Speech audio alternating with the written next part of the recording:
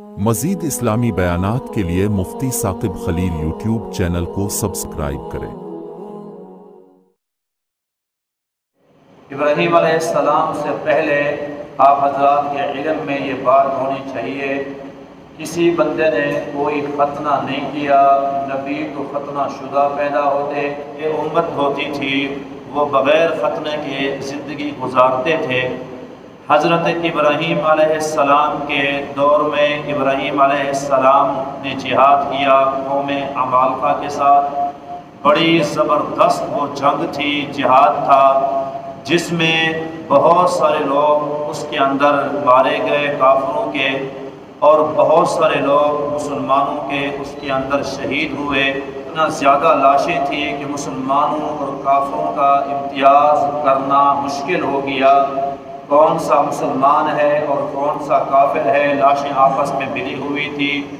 حضرت ابراہیم علیہ السلام کو اللہ تبارک و تعالی نے حکم فرمایا، ابراہیم یہاں تم ختنہ کرو۔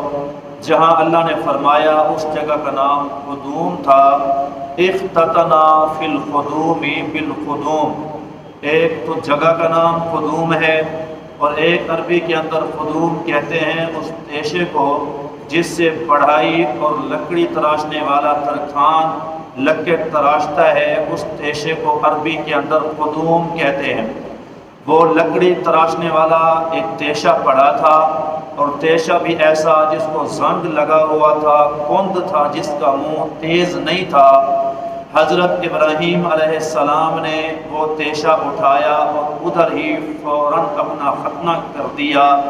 اب جب آلہ تیز نہ ہو تو ختنہ کرتے ہوئے اس نبی کو کتنا تکلیف ہوئی ہوگی، اتنا خون بہا۔ نبی کریم صلی اللہ علیہ وسلم نے فرمایا، اختتنا ابراہیم النبی علیہ السلام وہو ابن 80 سنۃ، اور وہ اس وقت ابراہیم علیہ السلام نے ختنہ کیا تھا جب آپ کی عمر 80 سال کی ہو گئی تھی۔ 80 سال کا بوڑھا نبی ہو اور ختنے کے لیے تیشہ ہو، اور تیشہ بھی تیز نہ ہو، خون و خون نبی ہے۔ اللہ تعالیٰ نے جبریل کو بھیجا، وہ میرے خلیل پیغمبر میں نے آپ کو ختنے کا حکم کیا، آپ تھوڑی دیر انتظار کرتے، میں آپ کے لیے ختنے کا طریقہ کار بھیج دیتا کہ کس طرح تیشے کو تیز کرنا ہے۔ کہا اللہ تیرا حکم آیا ختنے کا، تیرا حکم آئے ابراہیم انتظار کرے، یہ کیسا ہو سکتا ہے؟ اس کے بعد سے یہ ختنہ، یہ شاہی داغ شروع ہوا۔ جیسے شاہی گھوڑے ہوتے ہیں، شاہی گھوڑوں کو داغا جاتا ہے، خاص قسم کا استقبال خانے کے اندر ان کو داغ دیا جاتا ہے کہ یہ شاہی گھوڑا، یہ عوام کا گھوڑا، یہ فرق ہے۔ ایسے مسلمانوں کا یہ ختنہ، یہ شاہی داغ ہے، جس سے پتہ چلتا ہے کہ یہ بندہ اللہ کے حکم کے بغیر اپنی شرمگاہ کو کہیں حرام میں استعمال نہیں کرے گا۔ یہ ختنہ ہو گیا تو یہ کافر مسلمان کا فرق ہے۔ کافر ختنہ شدہ نہیں ہوتا، وہ عام چھڑیل گھوڑے کی طرح ہوتا ہے، وہ زنا کرے، وہ شراب پیے، کوئی نہیں پوچھتا۔ لیکن جب مسلمان کا ختنہ ہوتا ہے تو اس کو یہ بتایا جاتا ہے کہ تو نے اللہ پاک کے حکم کے مطابق اپنی شرمگاہ کو استعمال کرنا ہے۔ امام الانبیاء صلی اللہ علیہ وسلم نے فرمایا، دو چیزوں کی ضمانت مجھے دے دو، میں محمد تمہیں جنت کی ضمانت دیتا ہوں۔ دو بڑی چیزیں نہیں، ایک وہ ما بین فخذیہ، جو تمہاری رانوں کے درمیان شرمگاہ، نمبر دو جو تمہاری دو جبڑوں کے درمیان ہے یعنی زبان، زبان کو صحیح استعمال کرو، شرمگاہ کو صحیح استعمال کرو، حلال جگہ پہ استعمال کرو۔ میرے پاک پیغمبر نے فرمایا، میں محمد تمہیں جنت کی ضمانت دیتا ہوں۔ نبی کریم صلی اللہ علیہ وسلم کے پاس جو بھی بچے لائے جاتے، ان بچوں کو سب سے پہلے میرے پاک پیغمبر تحنیک کرتے۔ تحنیک کا مطلب کھجور چباتے، چبا کر کے پھر وہ نرم کر کے بچے کے تالوں کے اوپر لگاتے۔ پہلے دن تحنیک سنت ہے، کسی بڑے بزرگ سے، گھر کے والد سے یا گھر کے کسی بڑے بزرگ سے، عالم دین سے بچے کی تحنیک کرائی جائے۔ کھجور دستیاب نہ ہو تو لعاب شہد کے اندر ملا کر کے شہادت والی انگل سے بچے کے تالوں پہ لگایا جائے، برکت کی دعا کی جائے۔ نمبر 2 پھر اللہ کے نبی اس کے لیے اسلامی نام تجویز کرتے۔ نمبر 3 پھر اس کے بعد آپ صلی اللہ علیہ وسلم اس کے عقیقے کا حکم فرماتے۔ نمبر 4 پھر نبی پاک صلی اللہ علیہ وسلم اس بچے کا ختنے کا حکم کرتے کہ اگر 7ویں دن بچے کی اگر صحت ٹھیک ہے 7ویں دن ہی بچے کا عقیقہ کر دیا جائے، اگر بیمار ہے کمزور ہے ڈاکٹر منع کرتے ہیں تو بعد کے اندر بھی ختنہ کیا جا سکتا ہے۔ جو لوگ بعد میں اسلام لاتے ہیں ان کا بھی اللہ کے نبی کے دور میں یہی معمول تھا کہ جب بھی وہ اسلام لاتا سب سے پہلا حکم حضور فرماتے جاؤ اس کا ختنہ کرو، اور ختنہ کرتے ہوئے اجازت ہے ڈاکٹر کو مجبوری کی حالت میں وہ شرمگاہ کے اوپر نگاہ ڈال سکتا ہے، ختنہ کر سکتا ہے، باقی کسی بندے کو اجازت نہیں ہے۔ اور یہ تو 100% ہی غلط ہے کہ عورتیں آ کر دیکھ رہی ہوتی ہیں، بچے بڑے ہوتے ہیں 10 سال کے 15 سال کے، ختنہ کیا ہے سرخ چادر پہنی ہے اور عورتیں آدھی مٹھائی کے پیسے دے رہی ہیں اور دیکھ رہی ہیں، یہ انتہائی کبیرہ گناہوں میں سے ہے۔ صرف وہ ڈاکٹر جو ماہر ہے ختنے کا اس کو نگاہ ڈالنے کی اجازت ہے اور کسی کو ڈالنے کی اجازت نہیں۔ یہ مسلمانوں کی علامت ہے، شعار ہے کہ کہیں مسلمان کی لاش ملے تو کیسے پتہ چلے گا کہ یہ مسلمان ہے غیر مسلم ہے، یہ ختنے سے پتہ چلے گا۔ اور یاد رہے کہ عورت کی لاش ملے اور پتہ نہ چلے کہ مسلمان ہے غیر مسلمان ہے، عورت کے اندر مسلمان غیر مسلم کی کوئی علامت نہیں ہوا کرتی۔ عورتوں کا جب ایسی معاملہ ہو لاش ملے تو آبادی کا لحاظ ہوتا ہے، اگر آبادی مسلمانوں کی ہے تو عورت کو مسلمان سمجھا جائے گا، اور اگر وہ آبادی غیر مسلموں کی ہے تو عورت کو غیر مسلم سمجھا جائے گا، یعنی غیر مسلم ہوگی تو جنازہ نہیں پڑھیں گے، اس کو غسل نہیں دیں گے، کافروں کی طرح اس کو دفن کیا جائے، اور اگر مسلمانوں کی آبادی ہے تو مسلمانوں کی طرح غسل دیا جائے، کفن دیا جائے، جنازہ پڑھا جائے، مسلمانوں کے قبرستان کے اندر دفن کر دیا جائے۔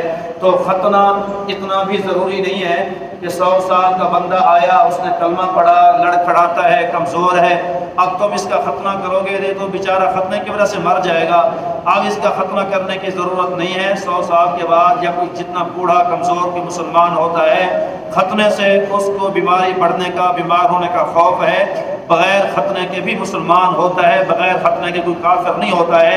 البتہ ختنے کرانے سے یہ ہے کہ اس کی بہت ساری حکمت کے اندر بھی فائدے لکھے ہیں اور بندے کو پیشاب کی بیماریاں بھی نہیں ہوتی اور پتہ نہیں بہت ساری حکمتیں ہیں۔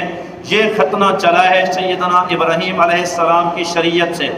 نمبر 2 حضرت ابراہیم علیہ السلام بیٹھے ہیں پانی کے اندر وضو کر رہے ہیں، اچانک نگاہ پڑی کہ وہاں سے اپنے بالوں کو دیکھا کہ سفید ہو گئے، حیران ہو گئے کہ اللہ یہ کیا ہو گیا، ما ھذا، یہ اچانک میرے بالوں کے اندر سفیدی کیسے آ گئی؟ پہلے جتنے نبی گزرے آدم علیہ السلام کی عمر 1000 سال، کوئی ایک بال سفید نہیں۔ حضرت نوح علیہ السلام کی عمر 1450 سال، کوئی ایک بال سفید نہیں، نہ ایک داڑھ گری، نہ ایک آپ کا دانت گرا، نہ دانت آپ کے کمزور ہوئے، نہ داڑھی کا بال سفید، نہ سر کا بال سفید۔ مرتے دم تک حضرت نوح علیہ السلام کے 32 دانت بھی مکمل تھے، داڑھی بھی پوری کالی تھی، سر بھی پورا کالا تھا۔ اب ابراہیم علیہ السلام نے یہ سارے حالات پڑے ہوئے تھے، حیران ہوئے، کہا ما ھذا، اللہ میرے بال سفید ہو گیا اچانک کیا بات ہے؟ اللہ نے فرمایا وقارن، تیری عزت بڑھا رہا ہوں، تیری عزت میں اضافہ کر رہا ہوں۔ حضرت ابراہیم علیہ السلام نے فوراً داڑھی پہ ہاتھ پھیرا، کہا یا اللہ زدنی وقارا، زدنی وقارا، زدنی وقارا، اللہ میری عزت میں اور اضافہ فرما، اللہ میری عزت میں اور اضافہ فرما۔ بال داڑھی کے سفید ہونا، بال سر کے سفید ہونا، یہ بہت بڑی باعث برکت بات ہے۔ یہ ابراہیم علیہ السلام نے امت کو سمجھایا کہ اللہ جس کی عزت بڑھائے، شرافت بڑھائے، پھر اس کو سفید بال نصیب فرماتا ہے، جس کو پاک پیغمبر صلی اللہ علیہ وسلم نے فرمایا بھی اپنے سفید بالوں کو نہ اکھیڑا کرو، فَإِنَّهُ نُورُ الْمُسْلِمِ، کیونکہ یہ سفید بال مسلمانوں کا نور ہوتے ہیں، یہ مسلمانوں کے لیے روشنی ہوتی ہیں۔ جو ہمارے سر میں سفید بال آتے ہیں، جو ہماری داڑھی میں سفید بال آتے ہیں، فرمایا کہ ہر بال کے بدلے میں اللہ پاک ایک نیکی عطا فرماتے ہیں، ہر بال کے بدلے میں اللہ ایک گناہوں کو گناہ معاف فرماتے ہیں، ہر بال کے بدلے میں ایک درجہ جنت کے اندر اللہ بلند فرما دیتے ہیں۔ عزیزو، جس کی داڑھی کے اندر اور سر کے اندر 100 بال بھی سفید ہو، روزانہ کے مفت کی 100 نیکیاں ملتی ہیں، روزانہ کے 100 گناہ معاف ہوتے ہیں، روزانہ کے 100 درجے جنت کے اندر بلند ہوتے ہیں۔ حضور نے فرمایا من شاب شیبۃ فی الاسلام، جو اسلام کے اندر بوڑھا ہو گیا، جو اسلام کے اندر جس کے بال داڑھی کے سر کے سفید ہو گئے، فرمایا فإنہ نور یوم القیامت، یہ قیامت تک اس کے لیے نور ہوگا۔ دنیا کے اندر بھی اللہ بزرگی عطا فرماتے ہیں، قیامت کے دن بھی اللہ نور عطا فرمائیں گے اس بالوں کے بدلے میں۔ قیامت کے دن اندھیرا ہوگا، کھٹا ٹوپ اندھیروں کو کراس کر کے ہم نے جنت میں جانا ہے، اس کے لیے مختلف قسم کے ہمیں انوارات ملیں گے۔ تفسیر مظہری کے اندر لکھا ہے اس میں انسان کو ایک نور، یہ 5 وقت کی نمازوں کی جو حفاظت کرتا ہے، ایک نور نمازوں کا بھی ہوگا، ایک نور اس کے اندر حج کرنے کا بھی ہوگا، ایک صفا مروا میں سعی کا بھی ہوگا، مختلف اعمال کے نور اللہ روشنی عطا فرمائیں گے۔ اس میں ایک نور بالوں کی سفیدی بھی ہوگی، سر کی سفیدی بھی ہوگی۔ یہ سفید بال قیامت کے دن ہمارے ارد گرد نور بن جائیں گے، جس کو اللہ کہتا ہے نورہم یسعی بین ایدیہم وبایمانہم یقولون ربنا اتمم لنا نورنا واغفر لنا۔ قیامت کے دن اس کے دائیں بھی نور ہوگا، اس کے بائیں بھی نور ہوگا، آگے پیچھے اوپر نیچے سارا نور اور انوارات ہوں گے۔ اللہ پاک سے کہے گا اللہ میرے نور میں اور اضافہ فرما، میری مغفرت کے پروانے نصیب فرما۔ او عزیزو، جس نے صبح صبح جاتے ہی روز اپنے حمام میں جا کر نائی کے ہاتھ میں داڑھی دے کے سفید بالوں کو کٹوا دیا، وہ کیسے وہاں پر ہاتھ اٹھا کے دعا کرے گا کہ یا اللہ میرے نور میں اضافہ فرما۔ تو نے تو پاک پیغمبر کی سنت کو روز ہی ذبح کر دیا، تو نے تو پاک پیغمبر کے سینے پہ روز ہی چھریاں چلا دی، پاک پیغمبر کے سینے کو تو نے روز زخمی کر دیا، تیرے لیے کیسے وقار ہو سکتا ہے؟ نہ دنیا میں عزت کما سکتا ہے، نہ آخرت میں عزت کما سکتا ہے۔ ابراہیم علیہ السلام کی حیات طیبہ کا ایک سبق یہ بھی ہے، جب سفیدی آئے یہ موت کی نشانی ہے، جب سفیدی آئے یہ وقار میں اضافہ ہوتا ہے، جب سفیدی آئے گناہ معاف ہوتے ہیں، جب سفیدی آئے نیکیاں لکھی جاتی ہیں، جب سفیدی آئے جنت میں درجے بلند ہوتے ہیں، جب سفیدی آئے قیامت کے قبر کے اندھیرے چھٹ جاتے ہیں۔ اس سفیدی کو برقرار رکھ لو، قیامت میں خدا کی قسم ہے اللہ ان سفید بالوں کی برکت میں اللہ چمکا کر کے جنت کے داخلے عطا فرما چھوڑیں گے۔ اس سے پہلے اس قدر مہمان نوازی نہیں تھی جس قدر ابراہیم علیہ السلام کو اللہ نے مہمان نوازی عطا فرمائی۔ یارا یہ کتنا عظیم پیغمبر ہوگا جو اشراق تک ناشتہ نہیں کرتا، انتظار کر رہا ہے مہمان آئے میں اس کو کھانا کھلاؤں۔ وہ کتنا عظیم پیغمبر ہوگا جس کا مہمان نہیں آیا، 1.5 میل 2 میل 3 میل سفر کر کے جا کے تلاش کر رہا ہے مہمان آئے اس کے ساتھ میں کھانا کھاؤں۔ وہ کتنا عظیم پیغمبر ہوگا جو شام کو الگ سے سفر کرتا ہے، صبح کو الگ سے سفر کرتا ہے، مہمان آج نہیں ملا، سارا دن بھوکا، دوسرے دن مہمان نہیں ملا، پھر بھوکا، تیسرے دن مہمان نہیں ملا، 3 دن اللہ کے خلیل پیغمبر نے مہمان نہ ملنے کی وجہ سے بھوک برداشت کر لی، روزے رکھ لیے، پھر مہمان آتا تھا تب جا کے اس کے ساتھ آپ کھانا کھاتے تھے۔ اس وجہ سے اللہ نے کہا حل اتاک حدیث ضیف ابراہیم المکرمین، مہمان نوازی ایسی ہو جس کی اللہ قرآن میں تعریف کرے۔ اللہ نے ابراہیم علیہ السلام کی مہمان نوازی کی تعریف کرتے ہوئے فرمایا کیا تمہارے پاس ان میزبانوں کی کیا خبر پہنچی ہے جو مہمان حضرت ابراہیم علیہ السلام کے پاس پہنچے تھے؟ ابراہیم علیہ السلام میزبان تھے۔ ابراہیم علیہ السلام نے پوچھا نہیں یار بھوک تو کہنے لگی جیسے ہمارے ہاں پوچھتے ہیں ہاں جی روٹی کا تو ٹائم نہیں ہے، چائے آپ پیتے نہیں ہیں، بوتل ہم پلاتے نہیں ہیں، کیا خدمت کریں؟ اگلا کہتا ہے 100 کا لوڈ ہی کرا دو۔ وہ مسلمانوں یہ تمہاری شان نہیں تھی، شان یہ تھی کہ بغیر کہے ابراہیم علیہ السلام گائے کا بچڑا ذبح کیا، آ کر فرشتوں کے سامنے بھون کر رکھ دیا۔ فرشتوں نے کہا کہ ہم نہیں کھاتے، ہم اللہ کے بھیجے ہوئے فرشتے ہیں۔ وہ تو فرشتوں کے لیے جو نہ کھانے والے تھے ان کے لیے گائے کے بچے ذبح کر دیتے تھے۔ جو ایک نا خدا بندے کو جو دہریہ تھا، اللہ کو نہ ماننے والا تھا، اس کو بلا کے لے آئے، کہا بسم اللہ پڑھ کے کھا۔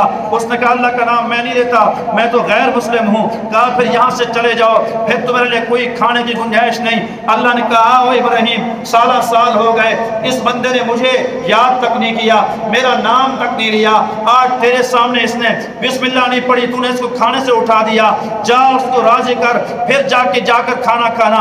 इब्राहिम अलैहिस्सलाम मारे मारे फिरते हैं, जाके उसकी मिन्नत करते हैं, तलाश करके लाते हैं। कहा आऊँगा लेकिन मैं बिस्मिल्लाह नहीं पढ़ूंगा, कहा बिस्मिल्लाह के बगैर खा, कोई बात नहीं, अल्लाह का नाम ना ले।